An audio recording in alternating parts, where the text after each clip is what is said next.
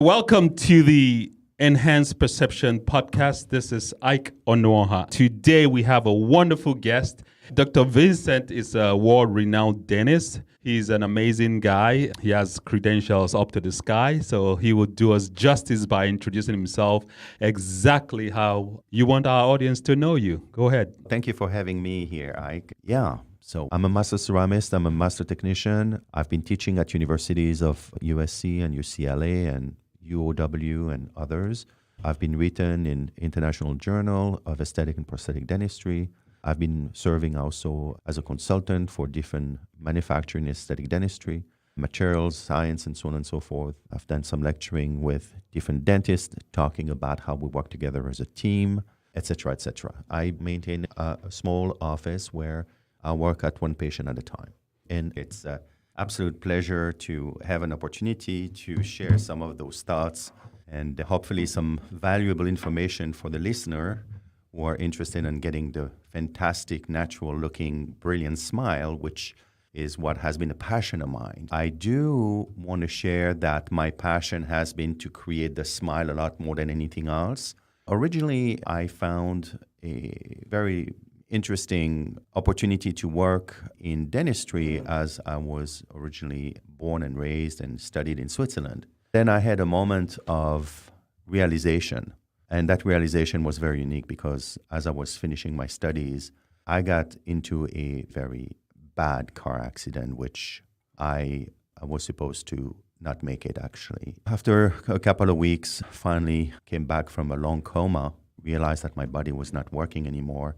It made me realize that life is not forever, and it is time to not just talk about it, but make some very deep, profound reasoning and appreciate life, do things that will be part of finding your passion for life and your passion to help and your passion to be successful. It became my new agenda, my new culture, and I decided to move and go to more opportunities in other countries where the smile and the facial features were very much in demand than a conservative country like Switzerland. I came here to the US in 1984, and I was working with different people, doing different things, and I got involved with private practice. I got involved with laboratories. I've got involved with companies in the dental field that started to look at some of my ideas and thoughts and became involved in lecturing eventually with some of the university. And so I became very much involved in education and sharing with people what I think aesthetic integration is all about. So that's what happened quite in a nutshell. I've been here since 1984, and I have my own office in West Hollywood, 9201 Sunset Boulevard. If people want to go take a look at it, and what they will find out is that we offer a highly customized treatment option where everything is designed for the patient. It's not a recipe that is repeated.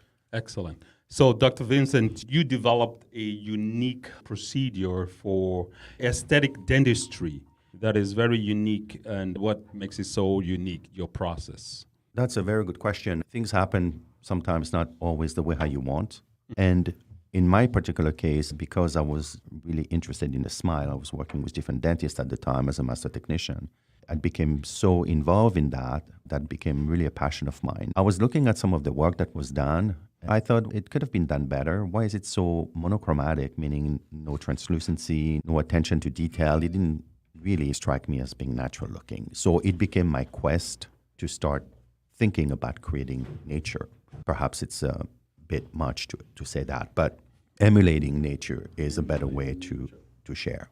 Okay, generally when someone comes to your office and they want some work done, do you calm them down mentally first, or how do you fuse their mindset with the physical outlook that they want to achieve? I think we live in a world where everything is going so fast, and it's only going faster and faster. For me, it was more of an organic approach, and I decided to build this concept around my physical office, which is patients are welcome to come for consultations. They don't need to feel like I'm going to try to sell them something or whatever. They can come and spend 15 minutes, or they can also organize a full consultation, which can take an hour or two. Is this free consultation or how does that work? Consultations are usually free up to 10, 15 minutes. I Okay. can do also on video calls, but there's not much that can be achieved. It's more of a sense of finding out what the patient's concerns are. Okay, so at least in the first 15 minutes, you can get a general idea if they want to take it further. So Correct. they come in for a longer consultation. Yes, they have to feel something, and everybody feels something different. And, the stigma of dentistry is not, in my view, something that people like to talk about. It's a very private, very emotional, difficult subject to talk about. Patients are not really at liberty to share exactly what it is. So they're always a little bit on backwards, on the defense maybe, and I try to make them feel very comfortable, and I always ask questions. I'm not here to tell them what to do. I'm here to understand from what they're feeling, what they're thinking, what is bothering them, or what is it that they like. They say the part about a human being that people notice first is your teeth. Yes. But I guess the general public doesn't know this, though, because if we knew that this is the first thing people notice about you, I think we'll pay more attention to making sure we have the best care for our teeth, right? This is a very loaded question, and one's self-perception is not necessarily the right one. Oh, wow. And it's important to understand that there are different degrees, like in anything in life. You can go to a restaurant and have just a basic meal for a basic price, and you can go for a nicer restaurant, or you can go to a very fine dining restaurant. But when it comes to teeth, same with hair and fashion, cars, anything really. You have designers, and you have the more normal store that is more price-driven. And then you have secondhand clothing. So people have to make a decision, an informed decision on what it is they're really looking for.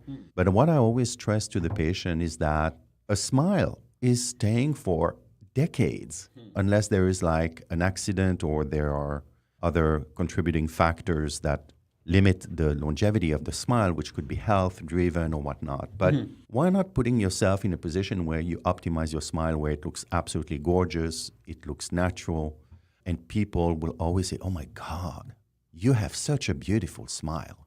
So women, as a general consensus, are a lot more aware of that, of the facial beauties and the body beauty. But you cannot get all of that with everyone because this is an art form, and that's what I'm here to share with you today. I see. Basically, are you saying that women are more conscious of their teeth more than men? Women You say that? definitely are, yes. I had a patient who came with his wife a long time ago, and he had a brown tooth right in the middle of his face, which was a central, and it was brown. And this man was smiling away, and he was an attorney, and his wife did this amazing case together. And she's at the end of the reveal, when she came to take the final photos, she came with him, and which is something I always recommend, to bring your husband or your wife or your boyfriend or your family member, somebody that you care for a second opinion. Don't come alone. It's about feeling. It's about emotional intelligence, something we don't talk about in dentistry as we should. And we should slow down. As I mentioned earlier, everything is going faster and faster. It's not how quick we can turn a smile. It's how beautiful and how we can optimize it. And this is a completely different philosophy. So the lady asked her husband, she says, what about your tooth on the front? And he looked at her and he says, nobody cares. They all know me with that brown tooth, and I don't want to spend money. Yes, I think, generally speaking, I think women are a lot more keen and aware to maintain their beauty than men. Men are more logical. Not all, of course, as a general thoughts. I would say that's the consensus. But again, we live in a society where I think everything is about beauty. It's about workout. It's about eating correctly. It's about having a healthy lifestyle. For those people who are looking into that, and there are people who are doing the exact opposite, which is fine. I think a smile also creates the opportunity to exemplify who you really truly are. And this is what we do. We don't just make a smile quickly and put it in within 2 weeks. It's a hit and miss, and there's more miss than hit. It's a lot more complex to do it correctly. Integration is the key here. I hear everything you're saying, and that is very true. That is very insightful.